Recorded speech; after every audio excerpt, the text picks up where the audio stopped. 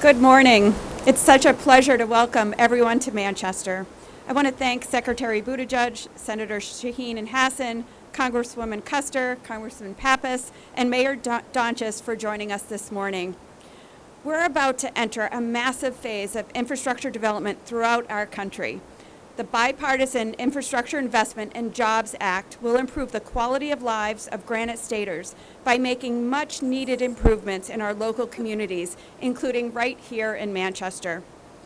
At one time, this mill yard was home to the largest textile manufacturing operation in the world. Over the years, it's transformed from an era of textiles to one of technology, biomedical manufacturing, and higher education.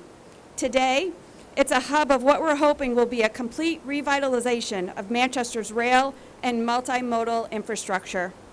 It feels as though we're closer than ever to expanding commuter rail to the region, which will allow Manchester to experience new economic development opportunities, attract a youthful workforce, expand public transportation opportunities, and increase accessibility to employment throughout the greater Manchester area. And thanks to Secretary Buttigieg, and through the great support of our federal delegation, Manchester was recently awarded a $25 million raise grant to revitalize the South Millyard and South Elm Street corridor of the city. This project will mitigate traffic congestion, provide increased transportation options, including biking and walking trails, a pedestrian bridge over Granite Street, and will create opportunities for development throughout the South Elm Street area. It goes without saying the investment coming into Manchester over the next decade will completely revitalize our community and better the lives of our residents through expanding roadways, improving bridges, developing multimodal transportation lanes, and investing in rail, and so much more. This is an exciting time for Manchester, and we're ready to get to work. I want to thank everyone again for being here, and it's now my pleasure to introduce Mayor Jim Donches.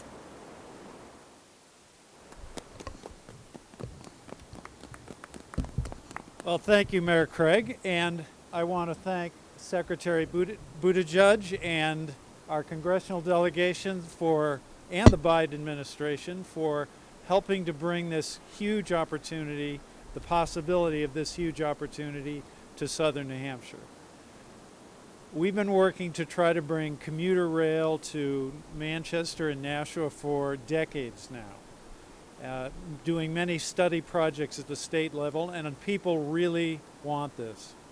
Tens of thousands of people commute south, and if we can bring this rail opportunity to southern New Hampshire, people can get off the road, promote a cleaner environment, happier lives, and for this, this opportunity, we really owe a debt of gratitude to the Secretary. So we're looking forward to make this project a reality, bringing jobs, economic opportunity to our state and our communities. And I just want to reiterate again how important that will be. Now it's my pleasure to introduce a Manchester institution, Congressman Chris Pappas. Chris has been executive counselor, now a member of Congress, small business owner, and it's just been great to get to know him. So good to see you, Chris. Well, thank you, Mayor Donches. Thanks for coming up the river this way to Manchester, and thank you to Mayor Craig, and congratulations on the announcement of this raise grant. I mean, I think this speaks to the leadership that you provide for the city of Manchester. Third time's the charm on this thing, I believe, and it's due to the city and its leaders sharpening their pencils and putting together a really terrific proposal that got the attention of the Department of Transportation and is going to help remake this city for the better. That's what this bipartisan infrastructure bill was born out of. I think a lot of conversations that we had with community members, with constituents in districts like mine and in my colleagues' districts all across the country. I'm a member of the House Transportation Infrastructure Committee. We've been working for the last several years on getting a major package together to reinvest in this nation's infrastructure. And we know that the cost of doing nothing far exceeds the price tag on this bill. Because what we hear from our mayors, what we hear from businesses in our districts, what we hear from employers and workers and environmental groups is that we need to rebuild for the future, not just rehabilitate what we've got today. That's what the City of Manchester has put together for a proposal in this RAISE grant. But there are tremendous opportunities in the bipartisan infrastructure bill that will allow us to think about the kind of future that we can create. You know, for too long we haven't had the resources coming from Washington that are going to make these great local and statewide ideas a reality. But now in New Hampshire, we're going to see a 47% increase in the amount of money coming to roads and bridges. We're going to see a record amount of money being invested in high-speed broadband, in water infrastructure, in our ports and airports and rail. We just had a great conversation about the potential that bringing rail up the Merrimack Valley will have, not just for Manchester and Nashua, but for the entire state of New Hampshire. So I think this is a great day. This 5-year bipartisan infrastructure bill, we're going to begin to see the impacts of it. Shovels will go in the ground really soon on a number of transportation-related projects, and I'm just so grateful that our delegation has done this work alongside the administration to finally get this deal over the finish line. With that, I'll turn it over to my colleague from the House, Annie Kuster, for some remarks. Great. Well, thank you so much, Chris, and thank you for your work on the House Transportation and Infrastructure Committee getting this done. Thank you to Secretary Buttigieg for coming back to New Hampshire. We're delighted to have you from a rickety old bridge up in North Woodstock, New Hampshire, with President Biden to this majestic scene of these extraordinary mills. We are celebrating the bipartisan infrastructure bill and just what a difference it's going to make in our lives here in New Hampshire. You know, we're looking at this history where rail ran this city, and it was really extraordinary. A mile of fabric being made every single day, and all of that cotton and wool coming in by rail, and all of that finished product going out by rail. So I feel like we're peering into the future of bringing rail back to New Hampshire, the Capitol Corridor project. We had this morning, and we have standing here 3 mayors, 2 governors. We've been working on this for a long time. And now is the time. The vast majority of New Hampshire citizens understand this economic vitality that'll come with this, the quality of life issues of being able to get home without being stuck in traffic and coach Little League and go to a softball game and go to the Red Sox with your family by rail without worrying about being stuck in traffic. It's a game changer for both our economy and for our climate. We had a really vicious storm over the weekend with just wild winds, and our colleagues down in Kentucky, God bless them, the incredible tornadoes. The climate has changed. That is impacting our day-to-day life. We've got to reduce carbon pollution, and rail can make a tremendous difference. So I'm so excited about the bill. Chris did a great job going through all of the things that we can invest in with over $1 billion here in New Hampshire. I want to put in a plug for that quiet infrastructure as well, broadband, childcare. We've got a ways to go to get this next bill over the line in the Senate. But with that, I want to introduce Senator Hassan and thank Senator Hassan and Senator Shaheen for their leadership as well. Well, thank you so much, Representative Custer. And Secretary Buttigieg, welcome back to New Hampshire. Thank you for being here today and for all of your leadership. And I'd also like to thank my colleagues in the New Hampshire delegation, as well as our 2 mayors who are here, and all the transportation and business leaders here today. And Secretary Buttigieg, as exciting as it is to welcome you back, the purpose for which we are welcoming you back is even better. In New Hampshire, the promise of innovation and economic growth is seen firsthand in places like the Manchester Mill Yard. And we need to continue providing resources to help this area expand its economic benefits. The starting point for that is infrastructure. That's why I was proud to work with our congressional delegation to advocate in support of Manchester's application for $25 million in federal funding. This new funding will build on the vibrancy of the mill yard, making key improvements that will make it easier to get around. That's a win for our local economy and for the people who live and work here in Manchester. And it follows President Biden signing into law the bipartisan infrastructure package. Infrastructure underlies everything we do. It's how we go to and from work. It's also how we connect with one another. And I know that this law will make a real difference for people in every single corner of our state. The bipartisan infrastructure law will pave the way to help our economy thrive and to outcompete China. And strengthening and modernizing our transportation infrastructure is critical to the success of those efforts.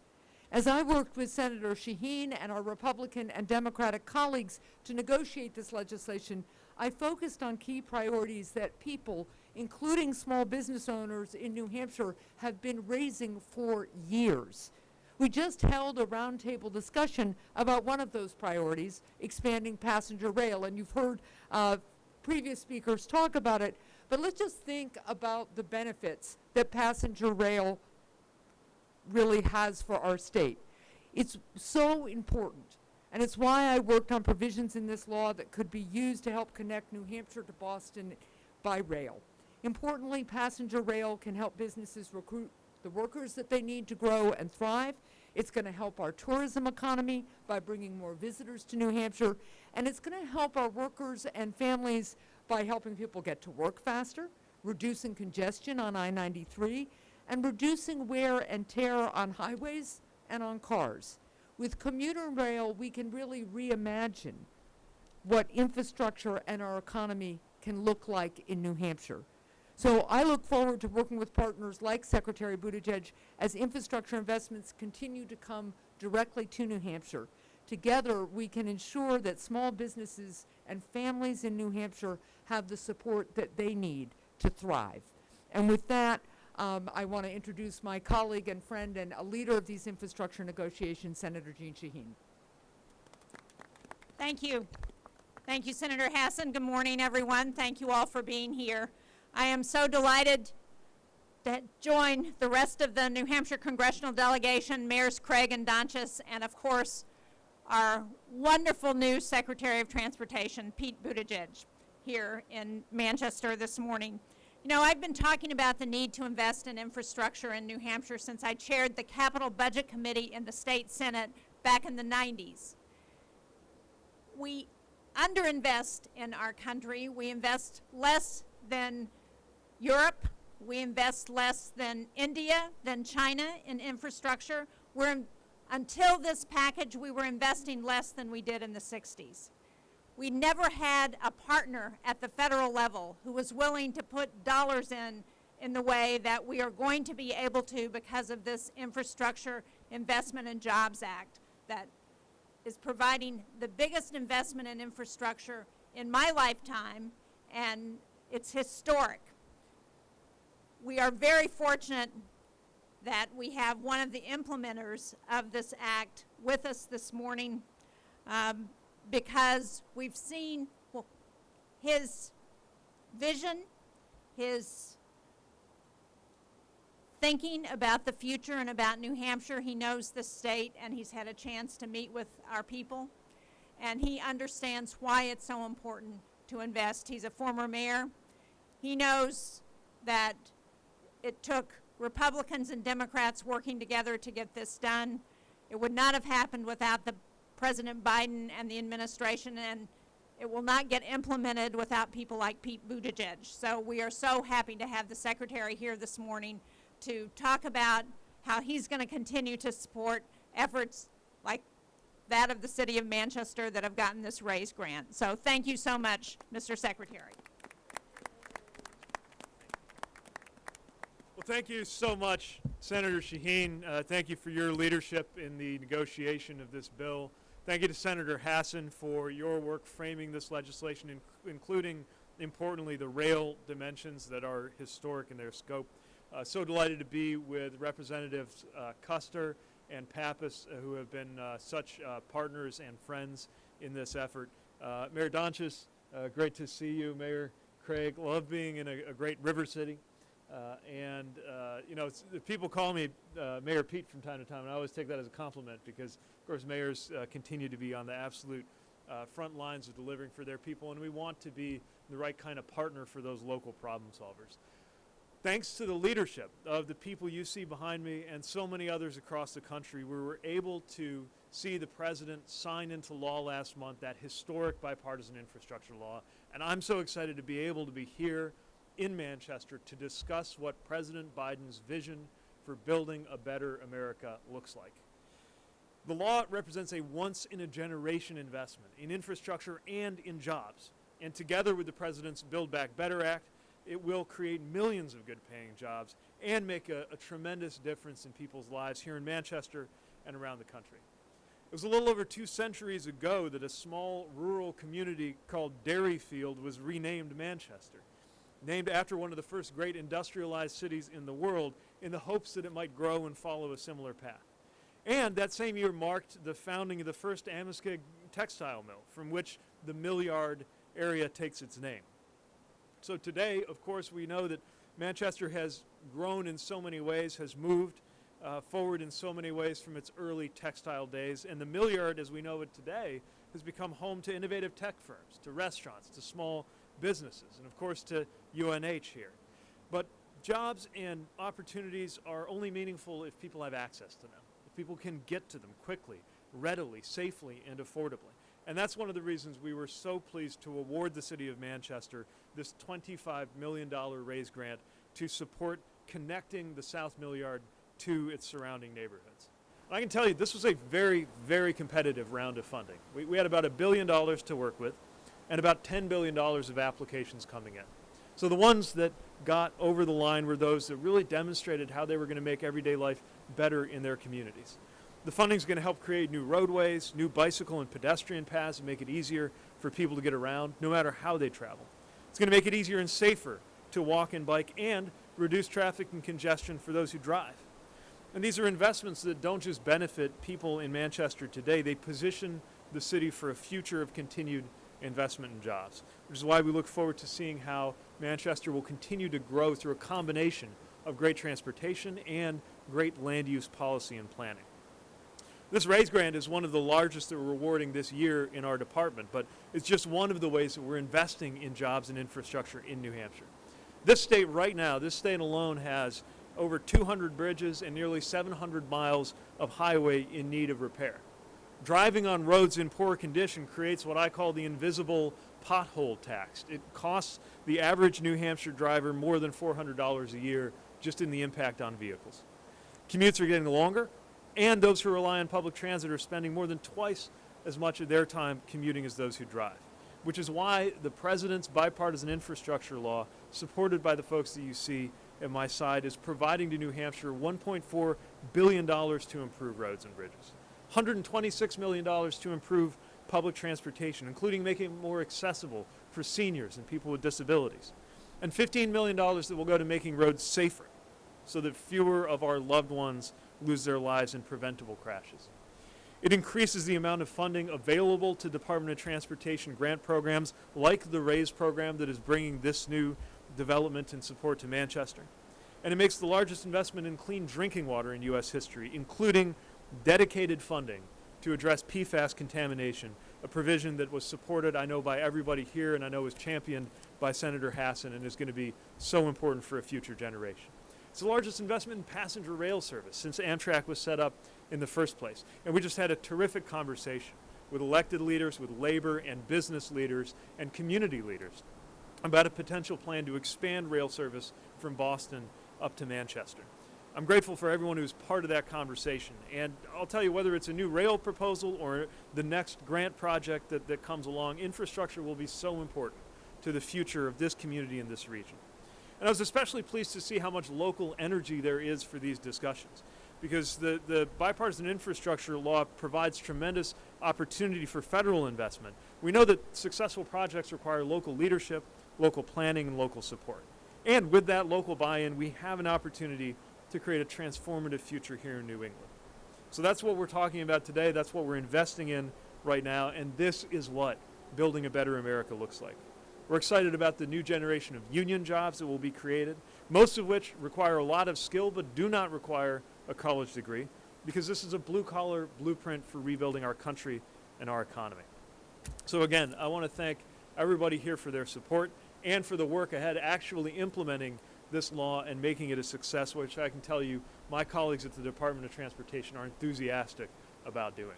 I think we have a little bit of time for questions, which will be quarterbacked by my colleague Danny, and we'll do as much as time allows.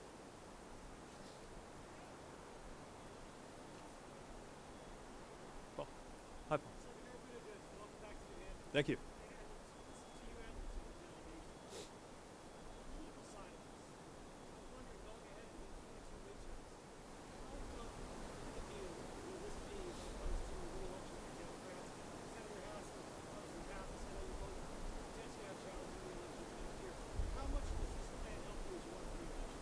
Well, I'll let them speak to that. I'll say, last few times I was here, it was on political business. This time, I'm not. I'm here on official business. But I believe that good policy is good politics, and I believe that at the end of the day, the whole point of campaigning and elections is that if you win them, you get to govern. And we feel the responsibility and the opportunity of delivering for people who have been asking about and talking about infrastructure for decades. We have a chance to actually get it done.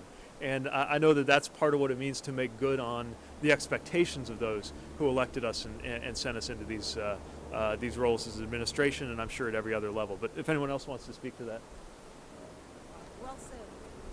Well said. I'll just say my focus continues to be on listening to the people of New Hampshire and delivering on the priorities that they talk to me about. I have been hearing from Granite State businesses and families about, for instance, the need for passenger rail or the need to address the PFAS contamination in our groundwater, the need for high-speed internet in every corner of the state. That's what we are working to deliver on with this legislation. It was a bipartisan effort because it also means that the solution that we've crafted is sustainable with support on both sides of the aisle. That's what I continue to focus on, and that's why it's so exciting to be here today. Yeah, and I think this is clearly not about the next election or politics. This is about delivering on the promises that we've all made and the assurance that our communities need that we can come together and solve problems. And I think we should highlight the work that the senators did to negotiate this, the way the administration was involved. But I'll also recognize we wouldn't have got this bill over the finish line in the House were it not for a large majority of Democrats who supported it and Republicans who joined us in that effort too. So this stuff isn't political. This is basic. This is about what we can do to support our communities, create jobs, and really create the framework for economic success for our country moving forward so that we can be competitive on the world stage. I think that's something that all Americans can get behind, and this is really just about now getting the policy right and implementing it in a way that our communities can fully benefit from it. I would just add that this group right here is the Can-Do Caucus. And when you're with mayors, when you're with governors, when you're with Mayor Pete, now Secretary of Transportation, we're going to get it done, and we're going to have results to show for it.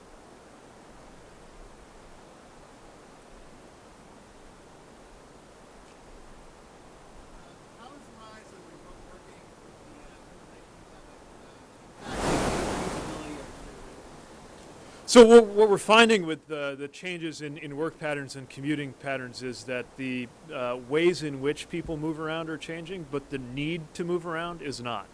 In some places, we actually saw an increase in people needing to get around just in different ways.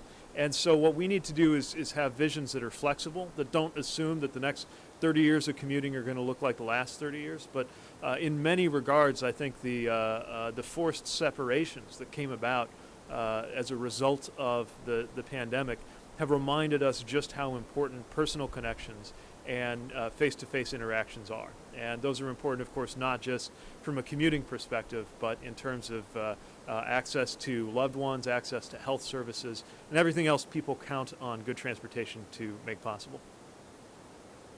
Can I just add about hardworking families? What we're hearing from right now is families that do not want to spend hours of their day in traffic. They've learned that they want to be home for dinner. They want to be with their kids.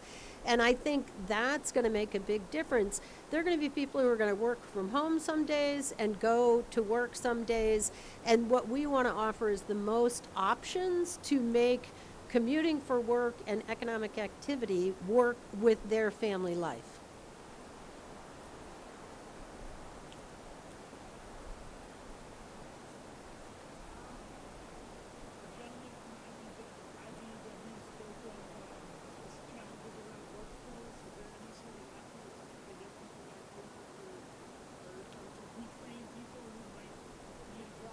Yeah, there's a reason the word jobs is in the name of this bill. And let me say that this is different from 2009. This isn't about short-term stimulus and just making sure we pump as much money into the economy as we can, the way it was in 2009. This is a vision that really is taking us through the years to come. In the short term, there is very, very low unemployment, which creates its own challenges in terms of making sure that we're equipping a future workforce to be ready to step up to these jobs that, again, typically don't require a college degree, but they do require skills and training. And we're going to be partnering with organized labor, and we're going to be partnering with community colleges and a lot of other players on the ground to get ready for that. Of course, we don't know 1 year, 3 years, 5 years from now whether we'll continue to be in the exceptionally low period of unemployment that we are now, or whether things may look a little different. But what we will know for sure is that not only are construction jobs, building and repairing U.S. infrastructure important and beneficial, but also having good infrastructure supports jobs in every sector and makes it possible to have a stronger economy for all. I'd just add that a bipartisan bill that passed in the Senate in the spring and is now before the House, called the USICA, United States Innovation and Competition Act, or the Endless Frontiers Act, includes provisions that would help kind of build on our Running Start program here in New Hampshire, those early college courses that kids can take in high school to prepare them for jobs without needing necessarily to go to college, or allow them to decide what kind of workforce training to do next. And then in the next piece of the economic plan that we're working on right now, that's aimed at lowering costs like prescription drug costs and the cost of higher education and childcare, is also aimed at improving workforce development efforts, much more integrated, much more coordinated, getting people more choices after high school to get to work earlier at no or lower cost.